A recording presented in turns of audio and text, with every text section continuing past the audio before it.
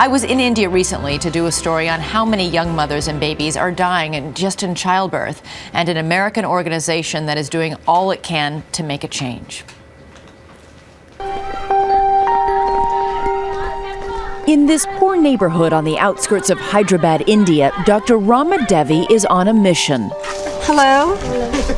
She is talking to young mothers about the health of their babies and their own health during pregnancy. So you gave birth here?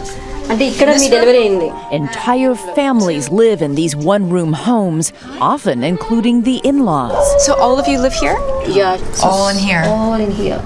From home to home, Dr. Rama is working to coax young mothers to see a doctor and choose to give birth in a hospital. So the second baby that you gave birth to at home died during childbirth? It was a difficult labor and baby died after delivery. Nearly 2 million babies die here in India every year, most in their first month of life, and most to mothers who are too poor to pay for medical care.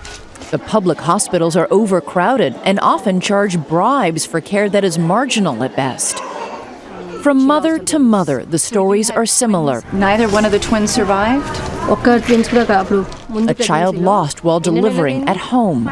Dr. Rama tells them they now have a better choice. They can come to a new maternity hospital built just for them.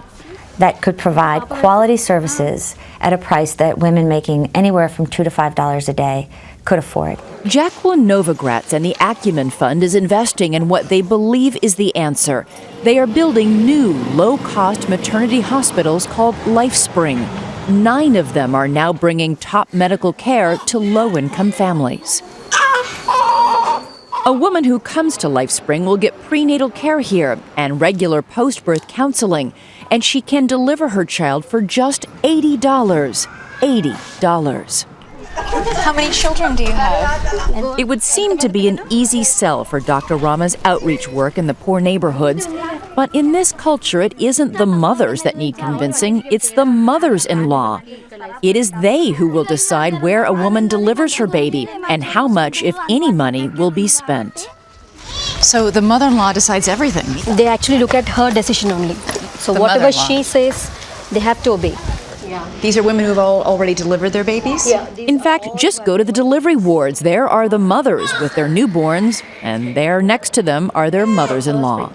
How many visits does it take to convince them to come to LifeSpring? Maybe 2 visits. 2 visits at least? Yeah. They need to see the other women who had a delivery at LifeSpring. What is their experience at LifeSpring?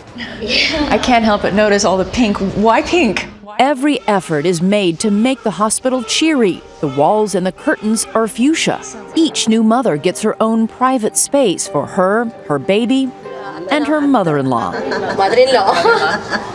Much congratulations.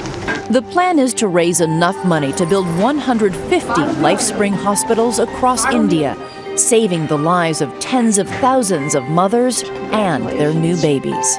So how many children? 2.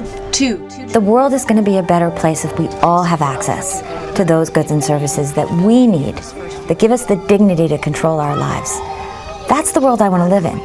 And so everything we do is focused on trying to build that world.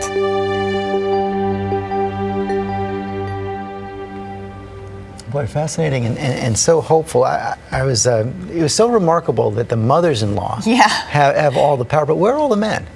You know, they come and visit, but really it's even though men sort of call the shots in that society in many ways culturally, when it comes to things like this, it's the mothers and mothers-in-law who make all the decisions. Does the mother play a role as well? The mother of the mother, the grandmother? The mother will, a young woman will go give birth at her mother's house, and the mother will often pay for it, but it's the mother-in-law who decides if she's going to give birth at home or a hospital, if she gets any medications, how many babies she's going to have. It's the mother-in-law who just makes all those decisions because she's the mother of the husband. So you really have to reach that generation. Right. And just one more time to repeat it, $80 can cover someone throughout the It's a birth and great delivery. donation. I mean, a little bit goes a very long way in India. The simplest of medical procedures can save so many lives. So. Okay, and we should say that this whole Be the Change, Save a Life series is sponsored in part by the Bill and Melinda Gates Foundation.